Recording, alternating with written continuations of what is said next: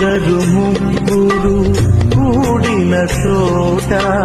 నేనుంటానని పలికిన దేవా, ఇద్దరు ముగ్గురు కూడిన చోట నేనుంటానని పలికిన దేవా, మా దోషములను క్షమించు స్వామి, మా దోషములను క్షమించు స్వామి, నీ కృపలో మము నడిపించు దేవా, నీ కృపలో